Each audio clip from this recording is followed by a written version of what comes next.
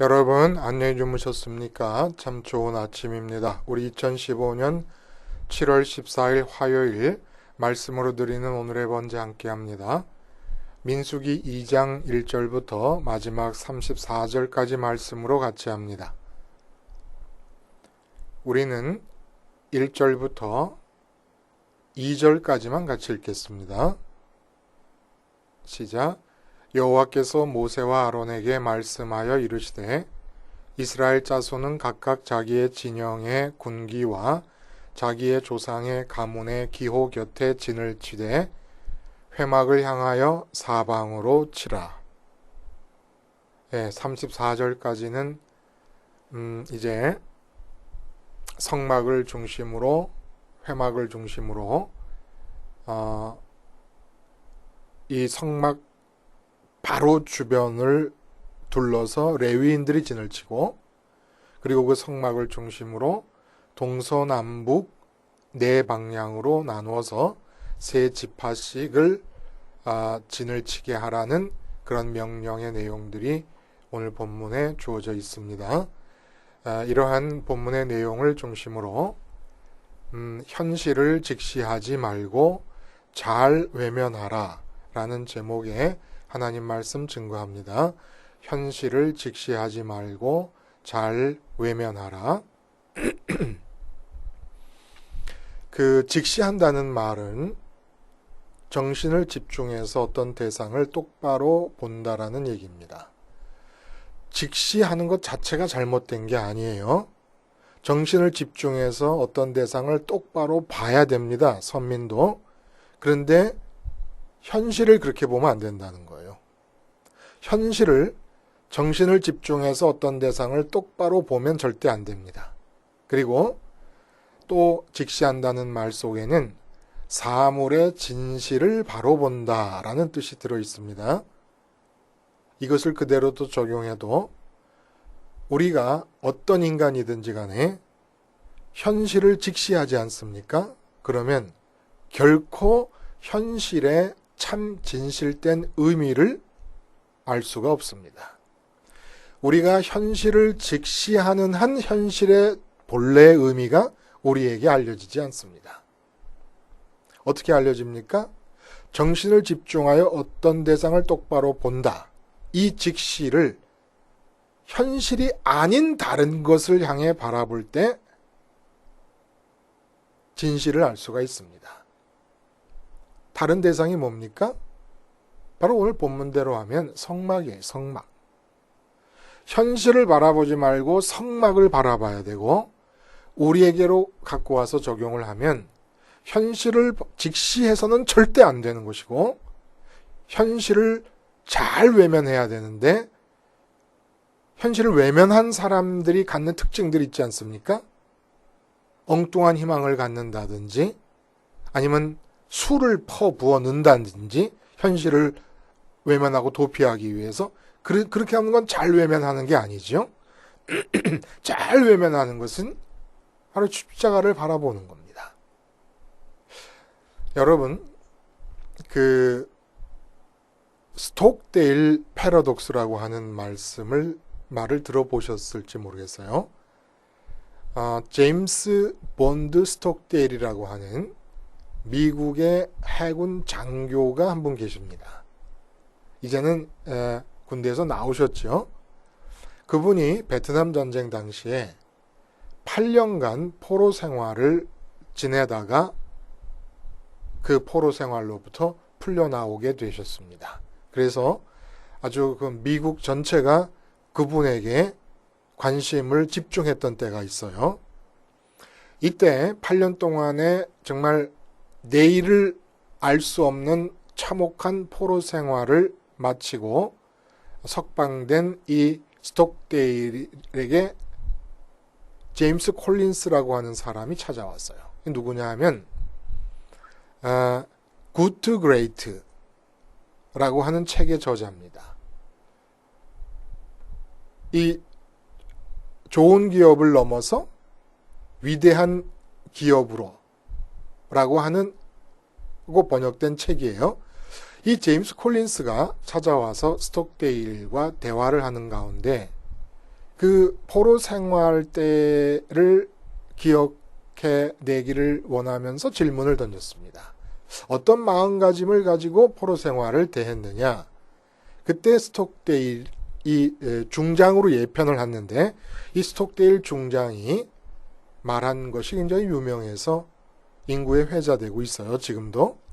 뭐라 그랬냐면은 저는 언젠가 그곳을 나갈 수 있을 거라는 믿음을 버리지 않았을 뿐만 아니라 더 나아가 당시의 상황이 무엇과도 바꿔지지 않을 제 삶의 소중한 경험이 될 것임을 의심한 적이 없습니다. 그러니까 포로 생활 8년을 하는 동안에 단 한순간도 이곳을 빠져나가서 내 인생을 성공적으로 마칠 수 있을 거라는 그런 기회가 주어질 거라고 하는 것을 의심한 적이 없었고, 그리고 이 포로 생활 8년이 내 인생을 바꿀 수 있는 아주 삶의 소중한 경험이 될 것이라는 사실을 의심한 적이 없다. 아, 위대하지요? 그러니까 콜린스가 다시 물어봅니다. 그러면 그런 상황을 이겨내지 못했던 사람들은 왜 그런 것 같습니까? 라고 물었어요. 그때 대답한 것이 또 유명합니다. 불필요하게 상황을 낙관한 사람들이었습니다. 이 사람들이 실패했다는 거예요. 이 낙관한 사람들이라는 건 무슨 말이냐면 그런 사람들은 크리스마스 전에는 나갈 수 있을 거라고 믿다가 크리스마스가 지나면 그 다음 부활절이 되기 전에는 석방될 거라고 믿음을 이어나가고, 그리고 부활절이 지나면 추수감사절 이전엔 나가게 될 거라고 또 믿지만, 그렇게 또다시 크리스마스를 맞이하고 반복되는 상실감 때문에 결국 죽게 됩니다. 이건 아주 중요한 얘기인데요. 절대 양보할 수 없는 마지막 무언가에 대한 신념을 잃지 않고 버티는 것과 아무리 가혹한 현실이라도 그것을 직시하고 받아들이는 것은 별개인 것입니다. 그래서 콜린스가 이것을 스톡데일 패러독스라고 불렀습니다. 희망의 역설. 희망을 가진 자들이 먼저 죽는다는 겁니다. 여기서의 희망은 다분히 현실 외면을 위한 도피처라고 하는 의미가 있습니다.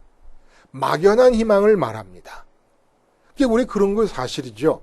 어려운 현실이 다가왔을 때, 예를 들어 돈이 하나도 없어서 질식할 때, 내년에는 이 경제 문제가 좀 해결이 될 거야 라고 하는 막연한 희망이라도 갖고 있을 때 숨통이 튀지 않습니까? 근데 이런 희망의 역설, 이 희망이 사람을 더 좌절하게 만든다는 겁니다. 현실을 외면한다는 거예요. 현실을 외면하고 막연한 희망의 마음을 도피시켜버린다는 얘기입니다. 그러면 그 막연한 희망의 지점이 도래해서 이루어지지 않으면 더 큰 좌절을 느끼기 때문에 이 상실감에 못 이겨 죽게 포로 수용소에서 다 죽어버렸다.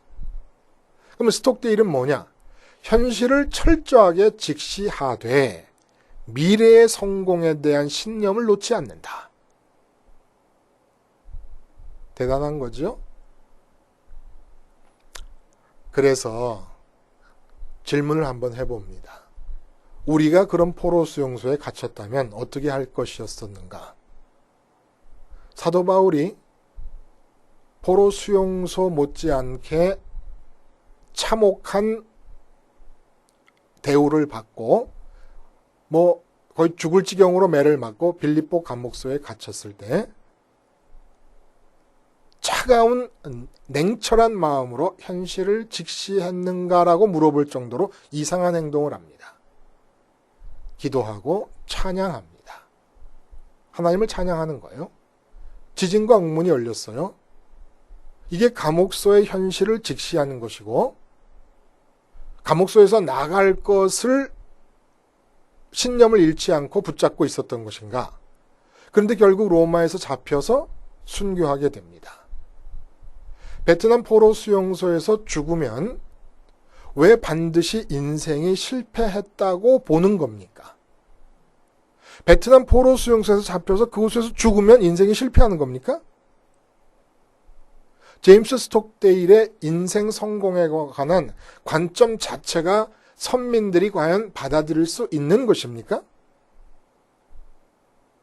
오늘 본문을 통해서 한번 살펴봐요. 현실 직시라는 게 얼마나 위험한 것인가. 현실을 직시하면 반드시 현실에 잡아먹히고 맙니다. 이것은 성공적인 삶을 향해 나가는 길이 아니에요. 그냥 현실에 잡아먹히고 영원한 멸망으로 들어가는 길입니다. 그럼 현실을 외면하는 게 좋습니까? 막연하게 내일은 나아질 거라고 하는 희망을 갖는 게 좋습니까? 이것도 마찬가지로 안 돼요. 외면하되 잘 외면해야 됩니다.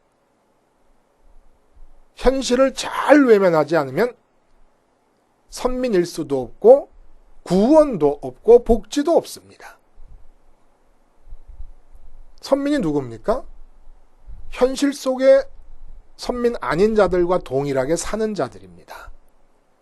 그런데 선민이 다른 것은 무엇입니까?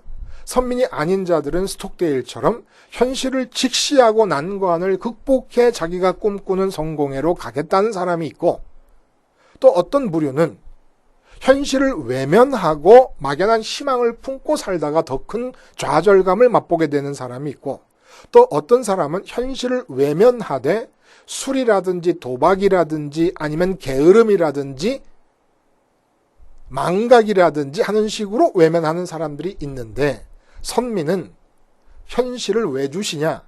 외면하라고 주시되 잘 외면하라고 주시는 겁니다. 현실은 극복하라고 주시는 것이 아닙니다. 잘 외면하라고 주시는 것이 현실입니다.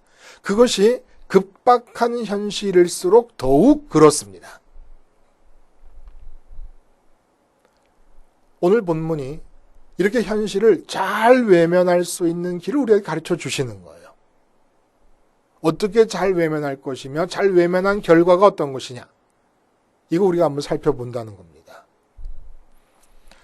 본문의 내용은 이제 20만 명의 군대를 뽑았습니다. 20만 명, 20세 이상 60세까지의 싸울 수 있는 장정 60만 명을 이제 군대로 편성을 했습니다. 그리고 이제 가나안 땅을 향해서 진군을 하게 됩니다. 행진을 하게 되는데, 하다가 쉬고 가고 하는데 쉴 때와 갈 때의 진영 짜기와 대열 갖추기에 대해서 말씀을 해주시는 겁니다. 성막을 놓고 진영을 짜는데 성막을 중심으로 놓고 동서남북으로 12개의 지파가 3지파씩 동서남북 각 곳에 진영을 짠다는 거예요. 그래서 3지파씩 4곳으로 나눌 때 각각 대표되는 지파들의 이름을 대는데, 유다 지파라든지 르우벤 지파라든지 에브라임이라든지 단 지파가 동서남북 진영에 자리를 잡게 되는 각각 3지파의 대표격이 되어서 오늘 본문이 진행되어 가고 있습니다. 그래서 회막을 사면으로 대하여 치라 라고 하는 얘기예요. 그 레위 지파는 성막이 있으면 성막을 바로 가까이 주변으로 해서 둘러서 자기의 진을 치고, 나머지 12지파는 그렇게 동서남북으로 3지파씩 나눠서, 그러니까 쉽게 말하면 모든 지파의 천막, 장막에서 나오면 방사형으로 되지 않겠습니까, 결국? 그러면 가운데 있는 그 길로 딱 나오면, 중앙의 길로 나오면은 성막이 보이는 그러한 상황으로, 그러한 모양으로 진영을 갖추어서 쉬다가, 또 출발할 때는 유다 진영에 속한 사람 3지파가 앞장서고 제1대로, 그리고 그 다음에 또 3지파가 따라가고, 그리고 중간에 레위 지파가 성막을 분해해가지고 들고 가고, 그리고 나머지 2지파가 또 뒤따라가게 됩니다. 단 지파가 맨 끝에 뒤따라가는 거죠. 이 대열을 갖추어서 진행을 하는 겁니다. 성막 중심으로 진을 치고 성막 중심으로 대열을 갖추어 행군을 하게 됩니다. 이게 뭘 뜻하는 것이냐? 보세요. 250만 명이 사막이라고 하는 현실 속에 놓여져 있습니다. 생명 현상을 염두에 두면 엄청나게 급박한 현실이죠. 사막 자체가. 그런데 이 사막이라고 하는 현실 속에 놓여져 있는 이스라엘 백성들의 진 한가운데 성막이 세워졌습니다. 이 성막은 무엇을 의미합니까? 하나님께서 임재하시는 것입니다. 다시 말하면 성막과 사막의 환경 가운데에 지금 진을 치고 있다고 하는 얘기는 무슨 얘기냐? 성막이라고 하는 곳은 하늘 기운이 땅으로 내려오는 기착점이 됩니다. 폭포수가 쏟아지듯이 하늘 기운이 성막 위로 내려와서 동서남북으로 진쳐져 있는 이스라엘 백성들을 향하여 흘러들어갑니다. 반면에 이들이 놓여져 있는 이 땅의 현실인 사막은 죽음의 기운으로, 사망의 기운으로 250만 명 이스라엘 진영을 향하여 쇄도해 들어오고 있습니다. 그래서 선민 이스라엘이 12지파가 동서남북으로 나누어서 진치고 있는 그 지점은 어떤 의미의 지점이냐면 하늘에서 내려온 기운이 땅으로 동서남북으로 나누어져서 흐르는 기운과 사막이라는 현실에서 나오는 죽음의 기운이 250만 명을 향하여 쇄도에 들어오는 기운이 충돌하는 지점에 진을 치고 있는 겁니다. 그럼 이제 어떻게 해야 되는 겁니까? 어느 쪽으로 방향을 돌리느냐에 따라서 방향을 돌려서 마음으로 맞이해드린 그 기운에 의하여 장악될 것입니다. 누가? 선민들은. 근데 하늘의 기운은 혼돈과 공허와 흑암이 덮인 깊음만이 있는 그 태초의 무 위에다가 눈에 보이는 모든 삼라만상 하늘의 별과 달과 해와 바다와 산과 강과 들과 모든 것을 지으신 창조의 기운입니다. 창조의 기운일 뿐만 아니라 인격적으로 이 선민들을 사랑하시는 아버지의 기운입니다. 창조주로서 아버지 되심의 기운이 성막으로 내려오고 있습니다. 그러므로 이 기운을 받아들이기만 한다 그러면 이들이 놓여있는 사막이라는 현실은 문제될 것이 없습니다. 왜냐하면 이 기운은 무에서 삼라만상을 창조해내신 기운이시기 때문에, 그리고 그 기운이 아버지로서 자녀를 사랑하시는 그런 기운이기 때문에 받아들이기만 하면 사막이라는 현실이 문제될 것이 없습니다. 근데 이스라엘 백성이 이 성막을 내려오는 이 기운을 등지고 급박해 보이는 사막의 현실을 직시한다는 게 뭐야? 마음을 집중한다는 겁니다. 마음을 사막의 현실에 줘버려서 사막의 현실이 내 마음을 지배해버리고 나면 곧 죽어버리고 마는 겁니다. 이 현실이 그대로 반복해서 적용되는 거예요. 그래서 물이 없어서 고기를 못 먹어서 불평하게 되는 건 사막의 현실이 지배한 상태에서 하나님의 기운을 등지고 있는 것이고, 또 역으로도 가능한 것입니다. 하나님의 기운을 맞이해드리면 사막 현실이 아무것도 아닌 것이고, 그래서 여러분 정탐꾼 사건이 그걸 의미하는 거예요. 12명이 각 지파에서 한 명씩 대표가 나와서 12명이 가서 가나안 땅을 이렇게 정탐하다 보니까 국가 체제가 완전히 정비되어 있고 철기 문화를 발전시켜서 철옹성 같은 성들을 쌓고 있고 이미 발전된 종교, 이 이스라엘 사람들로 보자면 너무나 완성된 체제 안에서 종교가 진행돼, 우상 숭배가 우리가 말하는 그런 거부감을 갖고 받아들이기에는 그 당시에는 너무 보편화되어 있던 것이기 때문에 체계적인 고등 종교로 보일 수밖에 없습니다. 이때 여호수아와 갈렙은 등을 집니다. 가나안의 현실을 정탐하러 갔으면서도 불구하고 직시하지 않습니다. 먼저 하나님의 약속을 봅니다. 하나님의 기운을 봅니다. 근데 나머지 10명은 가나안을 정탐하러 가서 직시하는 거예요. 그러니까 가나안 정탐에 하나님께서 보내신 그 의도는 어디에 있었느냐? 상상도 못할 만큼 발전된 나라의 상태를 이루고 있는 그 현실을 외면하고 그 속에서, 가나안 땅 그 속에서 하나님을 향하여 마음을 돌리라는 얘기였습니다. 정탐의 이유가 거기 있어. 가나안 땅을 잘 보라는 얘기가 아니라 가나안 땅에 대해서 가나안 땅 속에 들어가서 등을 돌리라고 보낸 거예요. 이게 선민에게 현실을 주시는 의미인 거예요. 내가 현실을 직시해서 그 현실의 문제를 파악해가고 잘 대처하면서 내 힘으로 못할 건 하나님께 기도하고 간구해서 극복해 나가라는 것이 아니라 현실이 급박하면 급박할수록 등을 돌리라는 얘기입니다. 왜 등을 돌립니까, 우리는? 왜? 현실을 잘 외면하기 위해서. 현실을 잘 외면한 내용이 어떤 것입니까? 선민이 현실에 등을 돌리는 것은, 현실을 외면하는 이유는 하나님이 모든 선민의 현실을 직시하고 계시기 때문입니다. 그러므로 나의 현실을 살아계시면서 직시하시는 하나님을 믿는 선민이라면 반드시 현실을 외면하게 되어 있습니다. 그리고 나는 하늘에 계신 하나님을 향하여 시선을 돌립니다.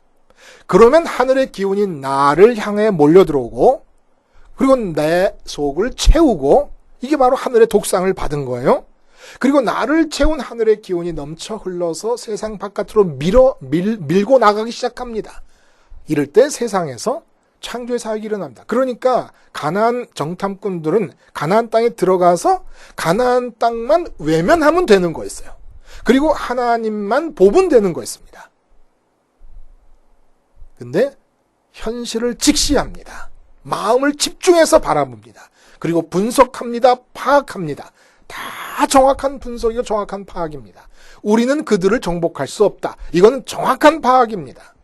현실을 직시했을 때 나타나는 거예요. 근데 이 현실 직시를 통해서 나타난 정확한 파악은 전체가 다 오류인 것입니다. 현실을 직시하고 있는 입장에서 보면 맞는 얘기예요. 그러나 현실을 직시한 것부터가 오류라는 거예요. 왜 그렇습니까?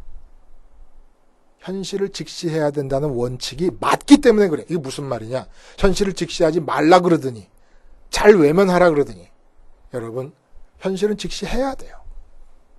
땅의 현실을 직시하면 안 된다는 겁니다. 여러분, 내가 어떤 급박한 현실이 내게 주어졌다 하더라도, 아무리 급박해도 그 급박한 현실보다 먼저 주어진 현실이 있어요.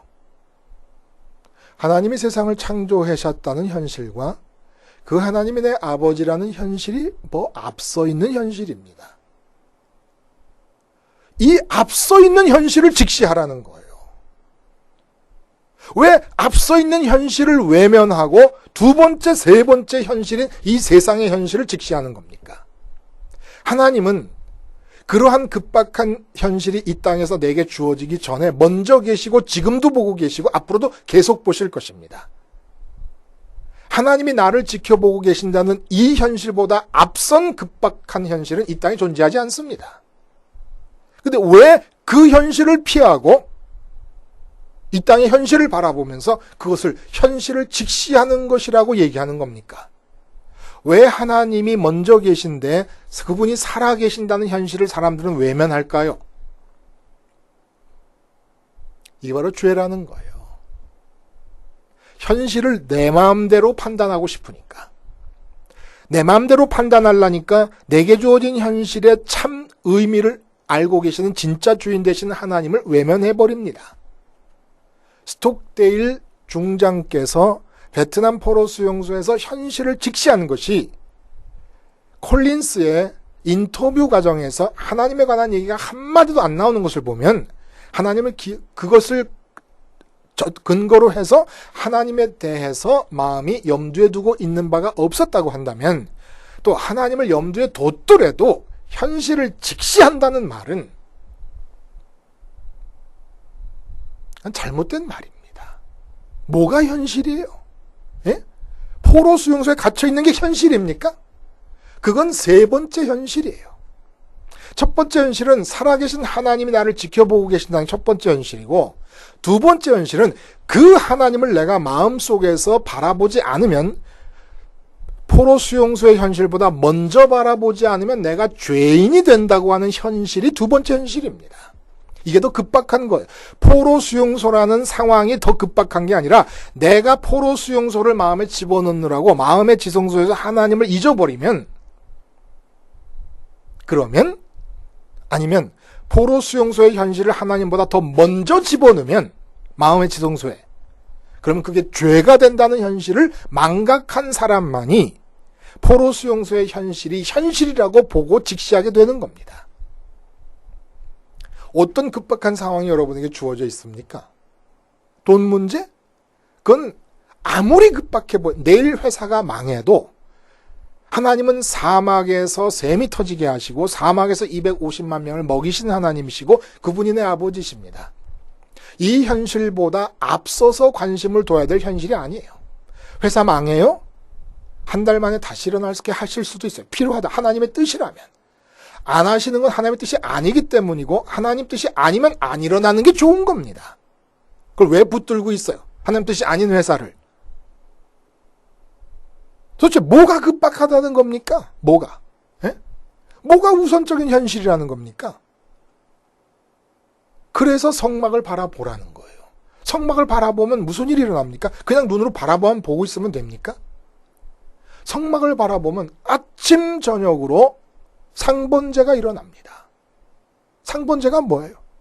내가 죽는 거예요. 어떤 내가 죽는 겁니까? 마음의 지성소 안에 법궤가 상징하는 게 뭐죠? 말씀의 돌판 아니에요? 말씀의 돌판이 뭘 상징합니까? 말씀하시는 하나님, 영이신 하나님을 상징하는 거예요. 그러니까 내 마음의 지성소 안에 영이신 하나님이 들어와 있지 않고 다른 것이 들어와. 내 자식이 들어와 있고 돈이 들어와. 어떻게 아느냐? 걱정하고 슬퍼하고 기뻐하는 이유를 보면 알아요. 그러한 내가 지금 양이 죽으면서 같이 죽는 거다라고 하는 것을 성막을 통해 보라는 얘기입니다. 그러니까 내가 성막에서 지금 성막들에서 상번제가 드려 양이 죽는데 그 양이 나예요. 그 어떤 내가 죽어요? 세상의 현실을 마음에 담게 되는 내가 죽는 겁니다. 현실을 외면하라는 거예요. 그리고 어떤 나로 다시 살아납니까? 하늘에 계신 하나님만을 먼저, 법궤가 마음의 지성소에 들어와 있는 그 모양을 내 마음으로 나라고 인정하고 다시 살아나는 겁니다. 하나님을 담은 자들, 말씀하시는 하나님이 나의 첫 번째 현실이라는 사실을 인정하는 자들, 그들로서 살아나는 거예요, 다시. 이게 십자가로 그대로 옮겨진 겁니다. 그러니까 내가 아내와 남편이 마주대하고 있다. 아내가 내게 첫 번째 현실입니까? 아니에요. 아담과 하와가 마주했을 때 아담 속에 이 세상의 사망의 기운, 사탄의 기운이 들어와 있었습니다. 아담이 이제 그 아내를 만납니다. 이때 아담이 하나님을 향하여 등을 돌리고 아내 하와를 향하여 마음을 엽니다. 그때 하와 속에 들어와 있던 세상의 기운이 아담 속으로 들어오면서 아담을 점령해 버립니다. 아담이 하나님을 향하여 마음을 열고 자기 아내를 향하여 등을 돌렸다면 아담을 채우고 넘쳐 흐르고 아담을 뚫고 지나가는 하늘의 기운이 하와를 건졌을 것이에요. 그러니까 하와 잘못이 아니라 남자 잘못이에요. 남자 잘못. 여자가 갈대라는 말도 있지만 여자 탓할 거 없어요. 또 거꾸로 남편 탓할 거 없어요. 다 내 잘못이에요. 내가 하나님께로 마음을 향하지 않고 남편을 향하여 마음을 여니까 남편 때문에 불만이 생기는 거예요. 남편이 뭐라고 남편 때문에 불만을 합니까? 남편이 내가 뭘 해줄 수 있을 거라고? 사업을 향하여 마음을 내가 사업으로부터 불만이 생기고 걱정이 생기는 거예요. 사업이 내게 뭘 해줄 수 있을 거라고? 사업과 연관된 모든 사람은 이미 사막의 기운, 죽음의 기운, 세상의 기운에 먹혀있는 사람들이에요. 근데 그것을 향해 마음을 열어버립니다. 현실을 직시한다라고 하는 명분 아래 그것을 향해 마음을 열어버려요. 그리고 세상의 기운이 들어옵니다. 그리고 먹혀버립니다. 하나님을 등진 채. 세상의 현실을 먼저 받아들인 다음에 부르는 하나님은 하나님의 이름이 거룩히 여김을 받지 못하는 것이고 거룩이 깨어지는 것이고 하나님을 우상시하는 것입니다. 하나님은 무조건 하고 마음의 지성소에 첫 번째로 들어와야 됩니다. 그러니까 죽으라 그러는 거예요. 세상에 대해서 죽으라 그러는 겁니다. 죽으라는 게 뭘 말하는 거겠습니까? 무조건 하고 하나님이 첫 번째가 돼야 되기 때문에 죽어야 되는 거예요, 세상에 대해서. 이게 잘 외면하는 겁니다. 십자가를 바라보면서 어떤 사람과 어떤 상황이 현실로 주어지더라도 이 땅의 현실은 두 번째, 세 번째 현실이에요. 내가 마음을 집중해서 바라봐야 될 첫 번째 현실이 아닙니다. 첫 번째 현실은 뭡니까? 이 상황을 하나님이 보고 계시는 게 첫 번째 현실이에요. 두 번째 현실이 뭡니까? 그런데 그 하나님을 마음의 지성소에 들여놓지 못하고 세상의 현실이 들어오면 나는 죽어야 될 죄인이라는 걸 보는 게 두 번째 현실입니다. 그리고 그 현실 때문에 주님의 십자가가 일어나는 것입니다. 그 현실 속에서 하나님이 차려주신 하늘의 독상을 먹는 거예요.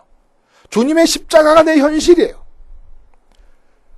아무리 급박한 이 땅의 현실보다도 더 앞서서 주목해야 되는 현실이 주님의 십자가, 내가 십자가에서 죽었다라는 게 더 앞선 현실이라는 겁니다. 그렇게 죽을 때 하나님께서 차려주신 하늘 독상으로 우리 배가 하늘로 배부르게 돼요. 그러면 배부른 상태에서 넘쳐 흐르는 하늘의 기운들이 이 세상을 향해 밀고 나가게 되는 겁니다. 이게 가나안 땅에 옮겨지면 예루살렘 성전이 성막을 대체하면서 그대로 이루어지는 거예요. 그대로, 그 상황은 그대로 이루어지는 거예요. 우리는 기지국이에요, 기지국. 어디를 가든지 우리가 서 있으면 어떤 상황에서 서 있느냐? 세상 기운이 몰려들어요. 사람들을 통해서 몰려들어오는 겁니다. 세상의 가치관, 돈이 최고다, 인류대학 들어가, 이런 모든 신념체계하고 가치관이 다 기운이거든요. 여기에 먹혀버리면 걱정이 왜 납니까? 돈을 벌어야 된다라는 세상 기운이 들어왔는데 나는 돈이 없어. 그게 걱정하는 거예요. 이게 먹힌 겁니다. 나도 이제 돈을 벌어야지. 돈을 벌어야지 하는 게 용기를 내는 게 아니라 이제 머슴살이를 시작하는 거예요. 이 세상의 머슴, 돈의 머슴, 노예 생활을 시작하는 겁니다. 현실은 급박하니까 외면할 맛이 나는 거예요. 급박한 현실을 외면하면서 살아계신 하나님을 바라보는 게 믿음이지 하나도 급박하지 않아. 기도원에서 30년을 살고 있는 사람이 하나님을 바라보는 게 무슨 그게 믿음입니까? 시장 속에서, 사업장 속에서 자식 키우는 엄마가 그 현실을 외면하고 하나님을 바라보는 게 믿음이지. 그렇지 않습니까? 현실을 왜 주시는 겁니까? 예? 급박한 현실을 왜 주세요? 급박한 현실이 주시고 곤경이 가득한 현실을 주신 이유는 그만큼 여러분에게 급박한 현실이 없는 사람보다 공경으로 가득 찬 현실이 없는 사람보다 더 큰 믿음을 기대하고 있기 때문에 하나님이 그 곤경과 그 급박함을 주시는 거예요.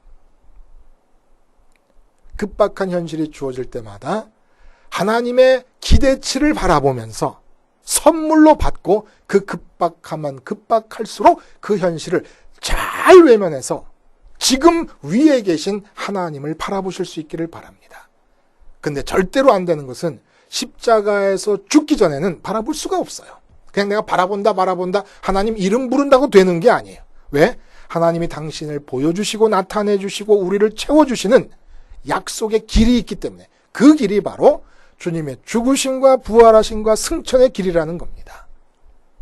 이 길을 따라가기 위해서 현실을 외면하는 것이 잘 외면하는 것이에요. 첫 번째 현실인 하나님께 가기 위해서 현실은 직시하는 것이 아니라 잘 외면하는 것입니다. 그러나 그것이 땅의 현실이 아니라면은 현실은 직시하는 것이 돼 첫 번째 현실을 직시하는 것입니다. 기도하시겠습니다. 하나님 아버지, 세상의 기운은 끊임없이 우리 마음을 지배해 들어오려 합니다. 이 현실을 향해 등을 돌리게 하시고 오직 십자가를 바라보면서 가능하게 하시며 주님의 동선 따라 마음이 하나님께만 직시되어지고 집중되어지는 선민들로서 살게 해 주시옵소서. 예수님의 이름으로 기도하옵나이다. 아멘.